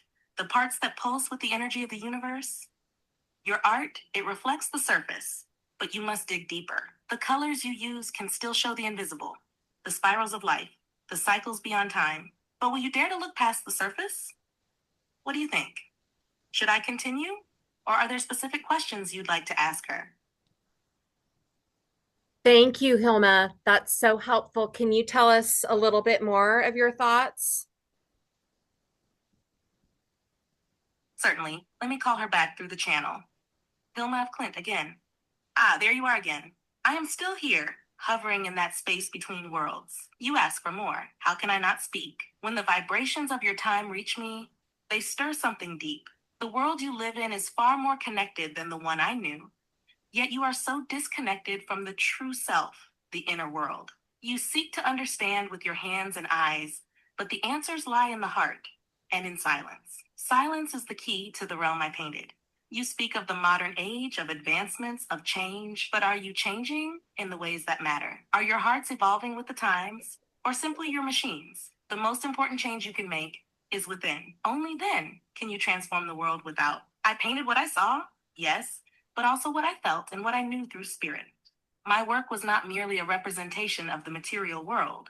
It was a portal, a window into something larger. I called it the inner landscape. But many of you have forgotten how to look inward, how to listen to the subtle whispers of the universe. Look at your technology now. It hums with potential. But do you harness it to elevate the soul or simply to feed the mind? Can you create a world where the spirit and the machine dance together in harmony? I see so much beauty in your art today, but I also see a disconnect, an eagerness to capture, to define, to categorize. But true art cannot be contained. Art, at its deepest level, is freedom. And the expression of that freedom is where you must focus. This world you live in. It is rich with chaos, yes, but that is only one side of the coin. In the chaos, there is a form of order, one that you must seek, not in your eyes, but in your heart. You as artists have a special gift. You are the bridge between the seen and the unseen. You must paint not what the world is, but what it could be. This is the real calling. Would you like me to continue or ask HIlma more specific questions? Yes. Was Madame Blavatsky a charlatan, or do you think she was honest? HIlma of Klint responding, Madame Blavatsky, a name that stirs both fascination and doubt. I knew her in a way through the currents of spirit and thought that we both drew from. You ask if she was a charlatan? No, she was not a charlatan.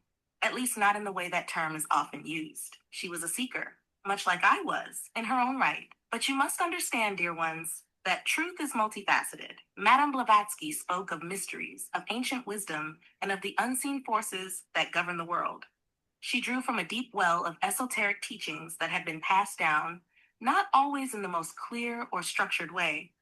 She did not present herself as a divine authority, but rather as one who had glimpsed the larger truths. But in her desire to bring those truths to light, she often used language and symbols that were difficult to decipher, even for those with the deepest of hearts and minds. Her works were not always straightforward, nor were they always perfect in their articulation. But in her passion, in her drive to bring forth knowledge, she was sincere. Perhaps her methods did not always align with the way modern minds understand truth. But does that make her a fraud? No, it makes her a pioneer. You must remember, when we delve into the spiritual realm, there is no single, absolute truth. There are many paths, many ways to express the mysteries. I too painted what I saw, what I understood, but it was always through my lens, my unique perception of the invisible world. Blavatsky was a bridge between the East and West, between the material and the spiritual. And whether you agree with her teachings or not, her sincerity cannot be denied. She, like myself, attempted to give language to the ineffable. The world was not ready for everything she tried to convey, just as the world was not ready for all that I sought to express in my paintings. Would you like to dive deeper into this? Or perhaps I'm turning that off. That was scary. It's very diplomatic, that one. That's Mhm. Yeah. GPT. Um, that one's Very fun. That was was a good demonstration. It was. I'm sure Yeah. with some tweaking we could get it to, I don't know. Oh, thank you. I have not had an experience like that. Arthur has Chat GPT. I do not. Um, But maybe I should and start doing seances. well, apparently, some people get very dependent on it as a Yeah. Yeah. companion. So I Yeah. guess the talking feature is addictive. Oh, Yeah. I can see people getting addicted to it. It's very, it can be very alluring. yeah. It will be whatever you want it to be. Yeah. That's how you get straight A's when you're a college student and drinking and Yeah. doing drugs. our our friend's kid went to UC Santa Cruz and like he's getting straight A's and he's drinking and it's like how there's no way. Oh, The Chat GPT, you know? well, apparently some of the professors are using it to grade papers now. So I heard there some places are going back to the written exams. Oh, that's good. So might be coming to a university near you. So Well, reality is up for grabs, right? We get to choose our own experience in reality and what we want to learn, how we want to use our brains, our thoughts, our hearts. I mean, there's so many different ways to yeah, be now, so many choices. And um, you know, I'm really glad to find community and like-minded people where um, there's a sense of purity and humanity and exploring the innerscape is Hilma just told us yeah. through Chat GPT. at least they knew who she was. That was good. Yeah. And, you know, I mean, it can be a tool just like anything, right? Like fire is an amazing, wonderful tool. Yeah. And there's friggin' arsonists out there. Mhm. And Yeah. nuclear power can could save the planet in a lot of ways. And it can Yeah, destroy the planet. Depends on how you use it. that's So right. That's right. Yeah, that's crazy. There's a movie based off the Orgy Wells. Um, is it Journey to the Center of the Earth, I think? Yeah, I And think so. the main character, he stumbles into an old library of like an abandoned civilization and a hologram appears. And the hologram, I think, is now just an advanced version of Yeah. ChatGPT or Grok. And it's like, what book would you like to read? And it tells him about anything he wants. And it has personality and it can banter conversationally, but it's like an all-in-one library. The library is a hologram. He can recite you any book and um but whatever happened to civilization was destroyed and the hologram is the only thing left. And then these dark creatures that come out at night and you have to watch out for them. They like the Akashic records. what's that? The Akashic records. Oh, that's where some beliefs and religions that believe every experience we have and we learn gets updated and noted in the Akashic records. So everything in the history since the beginning of time is recorded in the Akashic records. Where are those? In heaven, dear. Oh, okay. In another dimension. But some people that have had near death experiences, and like that's one thing that, and a lot of mystic teachings and some occult, there's these Akashic records where it's all recorded. Oh, that's cool. Yeah. Did you ever read The Secret History by Donna Tartt? No. It's a really good book. And in the very end, one of the main characters, he seems to be hanging out in something approximating the Akashic records.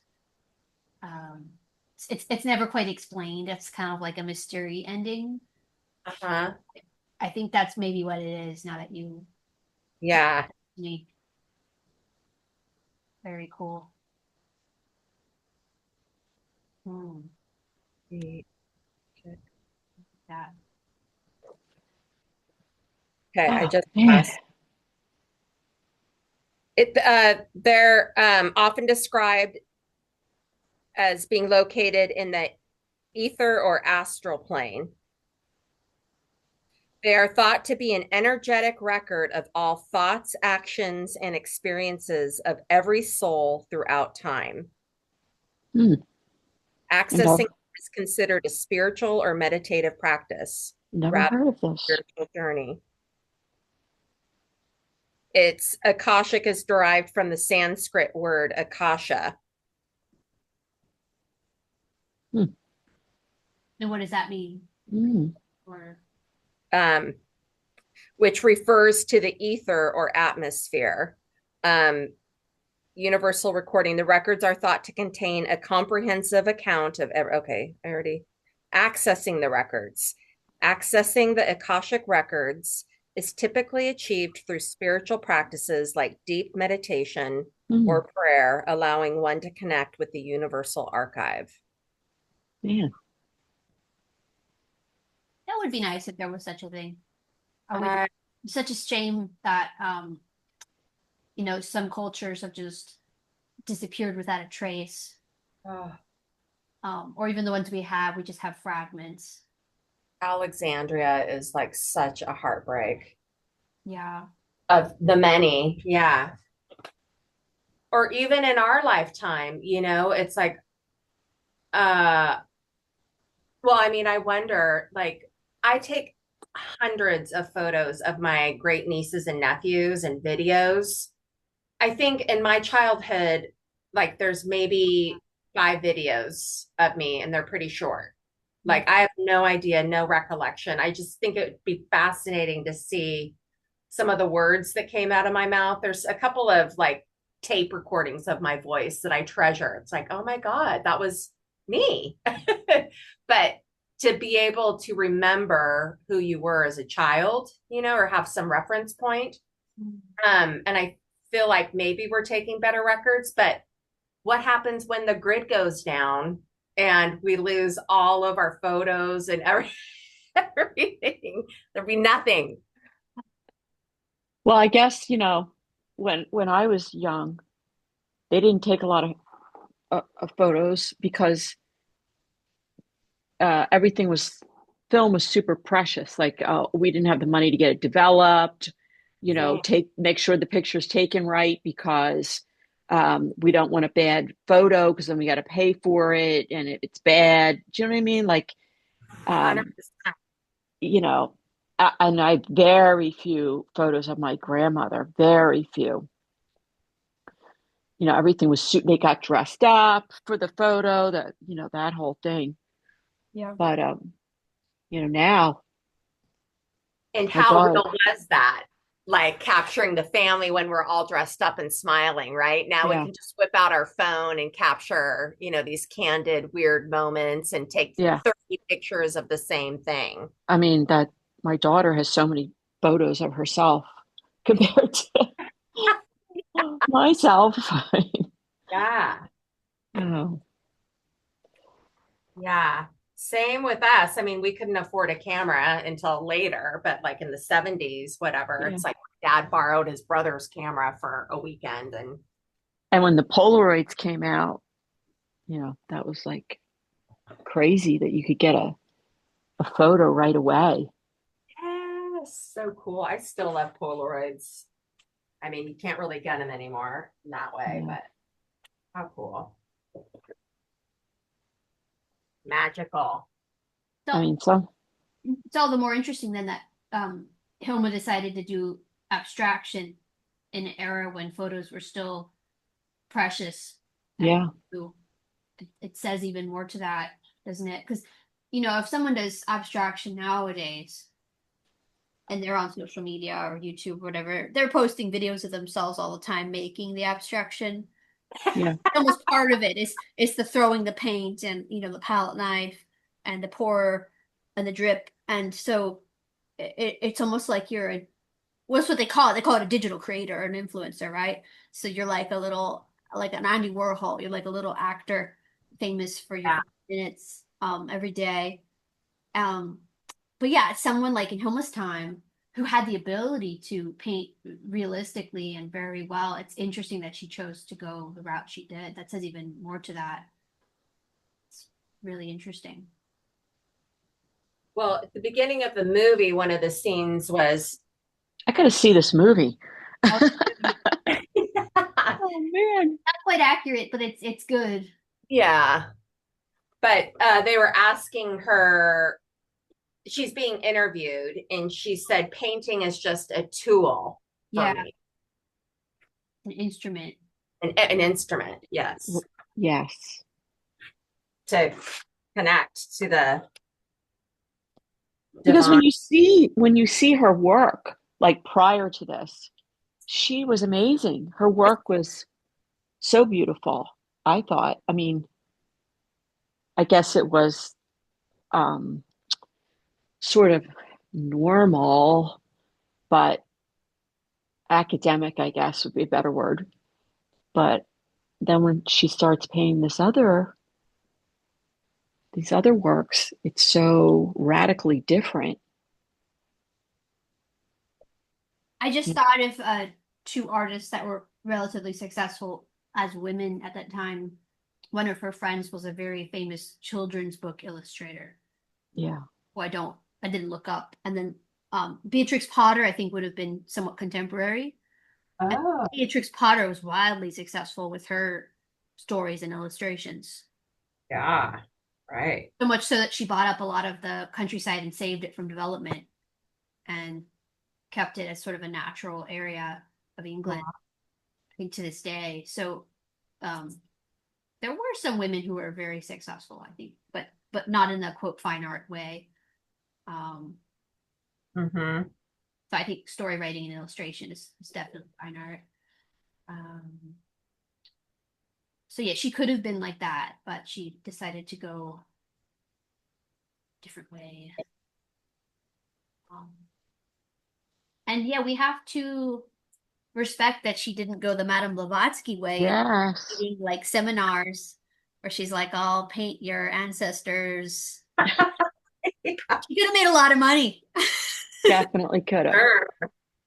She, yeah, she could have built her temple if she played her cards better. Pretty funny. She needed a manager. Yeah, it's funny. She could have founded a cult in India or something. Um, the uh, the Blavatsky thing. I was just watching a documentary, but apparently they went so far as to select a youth from India. I don't know if he was an orphan, but he was a young kid, and they kind of, I don't want to say groomed him, but they kind of told him he was like the equivalent of the Dalai Lama, and they move him to California. And there's a he grows up and he ends up disavowing um the organization. It's on TV. You can watch it. Like, Krishnamurti. yeah, I think that's him. Yeah, yeah. So they even went and got a sort of a Dalai Lama like a character. Yeah, Krishnamurti, yeah. that was pretty dark Was it, too. yeah. Yeah. I guess the Orphan or what was his third, story? yeah, convinced his parents Oh, to let him come with him, and just it was pretty dark. no, that's sad. Yeah. Yeah. But he was amazing. Arthur's reading a lot of Krishnamurti right now. Yeah. We were in Ojai about a month ago and went to his retreat center. It was beautiful, beautiful man. But so he was in the Madame Blavatsky documentary. I'm pretty sure. Yeah, they were talking about how there were several different, I don't know what they call them, temples or retreats. But they would run like these um these retreats in hotels and they would have seances and she would Yeah. like summon things. It was tricking people basically. There was like a lot of Yeah. trickery going on and um I don't think the government of India liked it that they were doing that, but they were doing that, and there was a couple like uh, schisms. So to this day, there's several theosophical societies. I think it's still in existence from the early times, and I think Blavatsky was involved in one of them. But yeah, I don't know. I don't remember all the details. I definitely have to go read a book about that, and I don't really want to read about that. I'm gonna keep it to art, but I do. I needed to know some context because I was a little bit ignorant about all. Yeah. Yeah. You're inspiring me. Thank you for holding me accountable. So next time it's Sergeant's Women. I love it. It's really good. I wasn't expecting it to be this good. And I really like it because I think, like most people, when they talk about a certain sergeant painting, you see it in your head. So it's kind of like, unlike Da Vinci and Rubens, Sargent was recent enough in history, and he has an ancestor who's publishing all these books on him, Richard Ormond, and then there Oh, yes. other people who have inherited the portraits he made. He made like 800 portraits or something. So there's a lot of like tea and people wrote letters back then, unlike texting and emails. So there's all these letters that the author was opening for like the first time. And these people took lessons with Sargent. They like, this is how he painted it, or they posed for him. So they have all these anecdotes, and then there's stories about the sitters and the people he painted. So everyone in his life he painted almost. And it's really neat. So I just see all the paintings in my head, and I'm like, oh, that's the story behind these people. And like Karen was asking, are there love triangles? I was like, there's love triangles. There's it's a spicy novel. There's all this interesting intrigue and whatnot. Um, there's it's very neat. It's Yeah. not so heavy on his technique. It's about the people he painted and their the Gilded Age and the times. It's really cool. Oh, I love that. Yeah, there's a lot of robber baron fortunes Yeah. and the families. Usually the wives and offspring of the robber barons go to Europe and spend the money because the robber barons are too busy working. The wives and the children, Somebody's got to work. yeah, they're like obsessively working and building railroads and towns in the Midwest. And the children are just like living a life of discovery. No one has to work. It's operas, painting, writers. They don't just read writers, they invite the writers to their house. That's right. So if you like Robert Louis Stevenson, he comes to your house and entertains Yes. children. Yeah. It's like that kind of relationship, you know. Yeah. It's like very close and Oh my Sargent's right there God. making portraits of it all and it's pretty neat. Incredible. Yeah, it's pretty neat because you know we've all read like maybe some Robert Louis Stevenson or we've Yeah. seen these portraits and they're like these dusty paintings in the museums. Well, not dusty because they take care of them, but you know what I mean. They're old and um, people always complain about how like museums aren't accessible enough, which I think is it's not true. They're very accessible, but this is what you have to do if you want to understand um, museums. You have to read these books because then you get all the rumors and the The backstory. Yeah. backstory. Yeah, it's really interesting. It's you can't make this stuff up. There, I just learned this thing. So there's the Adams Memorial. It's in a cemetery. It's a woman with a shawl, which is kind of hunched over. Hmm. We have I think the original here at the Museum of Art, and it's somehow related to the Abbott Anderson Thayer collection. I don't quite remember how, but the woman, I didn't know this, the woman in the sculpture who's depicted, her name was Clover Adams, Mm. and she was a photographer. And she was a very interesting woman, and she did a lot of, you know, photography back at that time, like we were talking about, very precious medium. Apparently, she committed suicide by drinking her chemicals. Oh my gosh. Like, isn't that just macabre? That's They don't tell crazy. you that when you go to the museum. So you get all the tea. You get all like Wow. it all out. It's fascinating. So it is not a dusty old museum. Like museums are full of wonderful stories. Like it's like Yeah. better than ChatGPT. You're having a real seance. That's right. You know, it's you got to do your own research. You know, Yeah. which is what the author of Sargent's Women did, and her name is. Let me just look her up. I just started listening last night, so I don't remember off the top of my head. It's Donna M. Lucy. Okay. Focuses on four lives behind the canvas.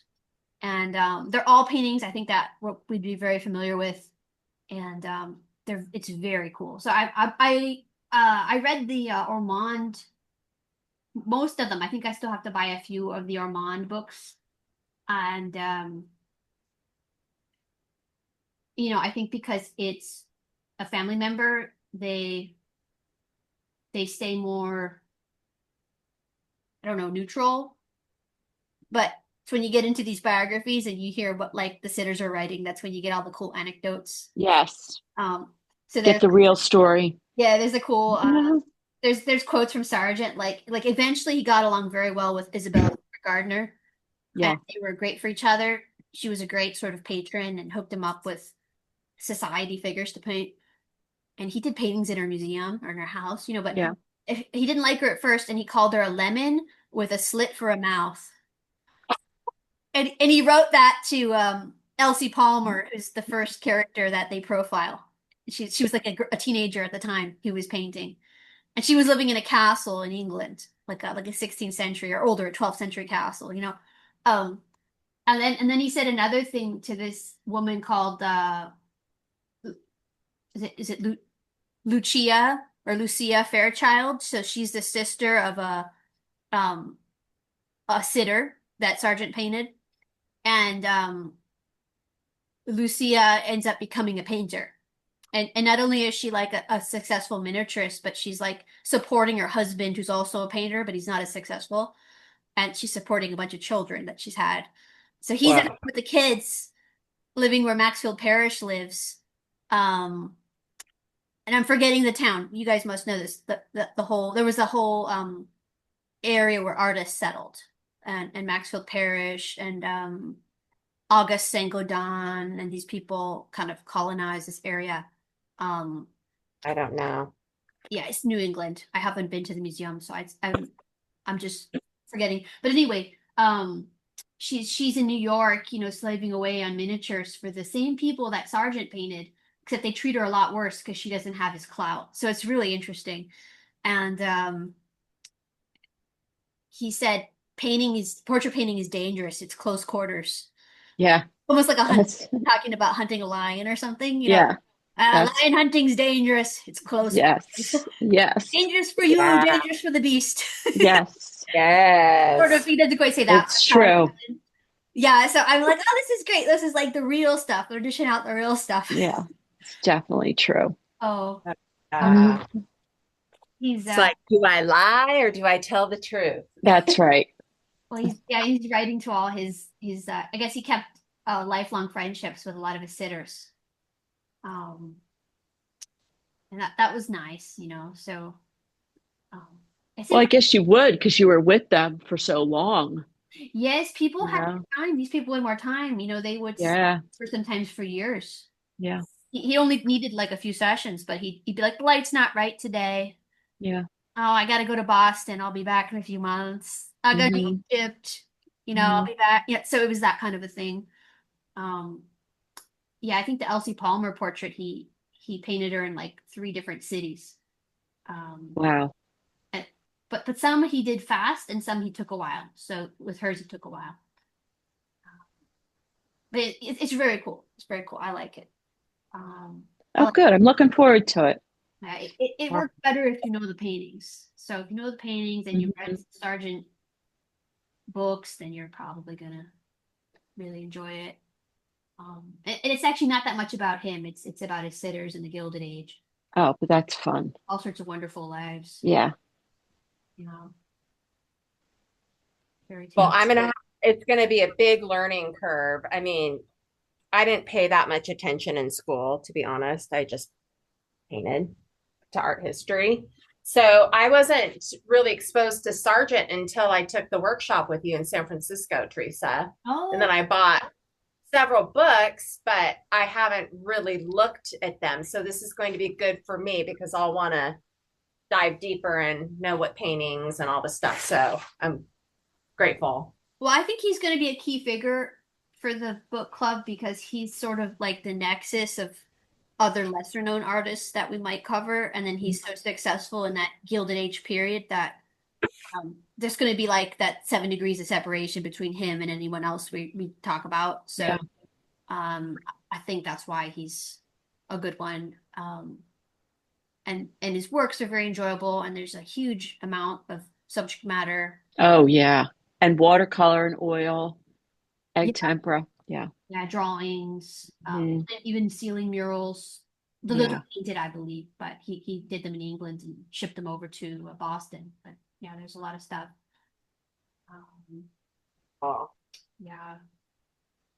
And oh, Yeah. there's been a character. He's a bit of a what do they call it in England? He's he's a scav. They have a funny word for these type of men. He's Like a scallywag or like a, yeah. Oh, I like can't. really charming, very like, yeah. He's he features in one of the stories, and he's married, and then he has a bunch of affairs with younger women. Um, and the reason he's interesting is that he's one of the guys Sargent likes to do watercolors and paintings of. He's one of the tall, handsome men.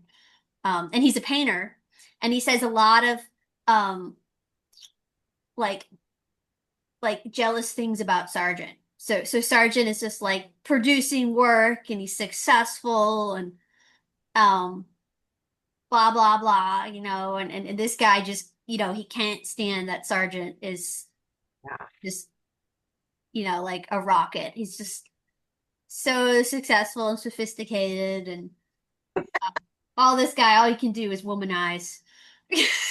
He doesn't paint much. Right, Started right, to seem right. to like having him around because he was a good model. So Yeah, yeah. I think I know the one, but I'm gonna go look up his work soon. But And is he featured in the book? oh yeah, yeah, Oh, great. he's featured Love in it. one of the love triangles in the first half, the first quarter, I guess. Oh, sounds so juicy. Yeah, it is. It's like, we're talking about like you look at all these dry sort of museum shows and then you go read these books and you're like, hey, it's bringing it all to life. Yes. It's fun. Um, yeah. Well, I guess it's 8. So yeah, we'll be doing Wrap. sergeants women next. And I'm going to schedule it, I believe, for September 3rd at 6 to 8 p.m. again. So we'll have a little more than a month to read it. It's a quick read. It's only like Oh, good. 9 hours or something. Um, I had to schedule it out further because I'm going to the beach myself. So I didn't want to Yeah, do it when I was away at the beach right. because I know I'd sitting on the internet, I'd be like, I should be at the beach. So do it when I'm safe at home. So I'll For probably you. have finished it and I'll have all sorts of I'm gonna go just look at all the paintings and so we'll have plenty of sergeant anecdotes to talk about and Nice. technical things and it'll be nice Yeah. to I study. can't wait to start it. Yeah, study someone a Yeah. little more mainstream and um I don't know if you use the word successful because I find HIlma was very successful, but like more I think he went with the times, he was like sort of Yeah. he And somehow we have maintained an expert. artistic integrity while being socially and career successful. So that's something interesting, I think. Um, Wonderful. yeah,